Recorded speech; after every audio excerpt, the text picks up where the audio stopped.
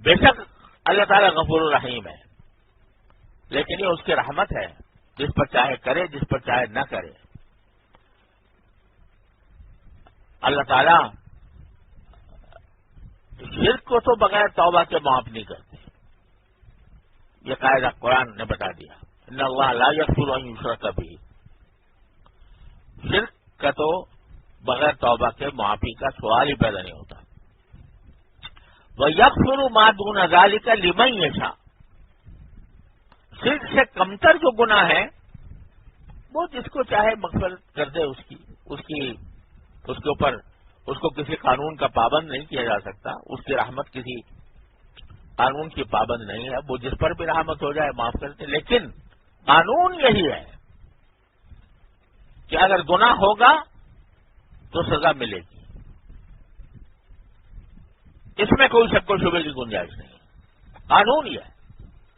تو بندہ جب گناہ کا کوئی داعیہ پیدا ہو یا اس کا کوئی موقع آئے یا ماحول پیدا ہو تو اس وقت میں اس خشیت کو مستحضر کرنے کی ضرورت ہے کہ اللہ تعالیٰ کو کیا جواب دوں گا۔ یہاں ایک اور بات بھی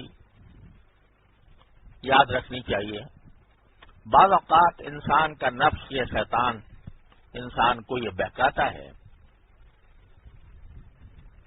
کہ بے شک اللہ تعالیٰ کا عذاب بڑا سخت ہے، لیکن اسے توبہ کا بھی تو وعدہ کر رکھا ہے کہ میں توبہ بندہ کرے گا تو معاف کر دوں گا۔ تو اس وقت میرا دل بہت مچل رہا ہے ایک گناہ کرنے کے لیے، اور اس کی خواہش بہت زیادہ ہو رہی ہے، تو لاؤ کر بیٹھوں، توبہ کر لوں گا، توبہ کر لوں گا تو سب معاف ہو جائے گا۔ یہ شیطان کا بہت بڑا دھوکہ ہوتا ہے۔ اللہ تعالیٰ ہر مسلمان کی اس سے حفاظت فرمائے۔ وجہ کیا کہ اول تو بھائی تمہیں اتنا کہاں سے گارنٹی مل گئی کہ توبہ کرنے تک زندہ رہو گے؟ زندگی اتنی ہوگی کہ توبہ کر سکو؟ اور اللہ بچائے، گناہ کی ایک خاصیت یہ ہے کہ حدیث میں آتا ہے نا، جب بندہ کوئی گناہ کرتا ہے تو اس کے دل پر ایک سیاہ نقطہ لگ جاتا ہے۔ تو سیاہ نقطہ جو ہے وہ اس کی خاصیت یہ ہے کہ ایک طرف وہ ایک گناہ دوسرے گناہ کو کھینچتا ہے۔ فرض کرو کہ ایک شخص نے کوئی بے حیائی کا کام کر لیا اور کہیں اس سے سوال ہو گیا کہ تم نے یہ کیا تھا، تو لوگوں کے سامنے اس کا اعتراف نہیں کرے گا، جھوٹ بولے گا۔ تو ایک گناہ نے دوسرے گناہ جھوٹ کو کھینچ لیا، اور اس کی تبھی خاصیت یہ ہے گناہ کی کہ ایک گناہ جو ہے وہ دوسرے گناہ کو کھینچتا ہے، اس کے ایک گناہ کے نتیجے میں دوسرا گناہ ہوتا ہی ہے۔ تو کیا پتا کہ گناہ کرنے کے بعد جو اس وقت جذبہ ہے یہ کہ بھئی میں توبہ کر لوں گا، وہ جذبہ بعد میں بھی باقی رہے گا۔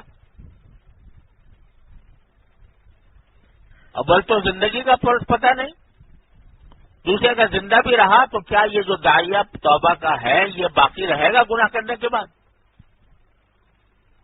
کہیں ایسا تو نہیں ہے کہ جب گناہ کی ایک لذت محسوس ہوئی تو اس لذت کے وجہ سے اور دل چاہا کہ چلو ایک اور کر لوں، پھر کر لوں گا توبہ، پھر ایک اور کر لوں، پھر توبہ کر لوں گا۔ تو اللہ بچائے، شیطان اس طرح گھسیٹ کر لے جاتا ہے، گھسیٹ کر لے جاتا ہے اور گناہوں میں مبتلا کرتا رہتا ہے اور گناہ کے بعد گناہ کے بعد گناہ یہ ہوتا جاتا ہے۔ اور تجربہ کچھ یوں ہے، ہمارے بزرگوں نے فرمایا تجربہ یوں ہے کہ جو آدمی توبہ کی امید پر گناہ کرتا ہے تو اللہ بچائے وہ گھسٹتا چلا جاتا ہے۔ جب اب جب تک گناہ ایک نہیں کیا تھا اس وقت ایک پردہ حائل تھا، انسان کے اور گناہ کے درمیان ایک پردہ حائل تھا، ہمت نہیں ہوتی تھی گناہ کا کام کرنے کی. لیکن جب کر لیا، ایک مرتبہ ہمت ہو گئی، تو اب مزید ہمت پیدا ہو گئی. بھائی اس وقت بھی تو کیا تھا، چلو اب بھی کر لو. پھر انسان کو چھٹکارا عام طور سے نہیں ملتا، اللہ بچائے، الا ماشاء اللہ. تو اس وجہ سے یہ دھوکہ شیطان کا کہ بھائی کر لو اور اللہ کے سامنے توبہ کی امید پر کر لو، یہ انسان کو اکثر و بیشتر ہلاک اور تباہ کر ڈالتا ہے. لہذا ضرورت اس بات کی ہے، اللہ تبارک و تعالیٰ کی رحمت سے ہمیں عطا فرما دے کہ بر وقت جس وقت گناہ کا کوئی تقاضا دل میں پیدا ہو رہا ہے،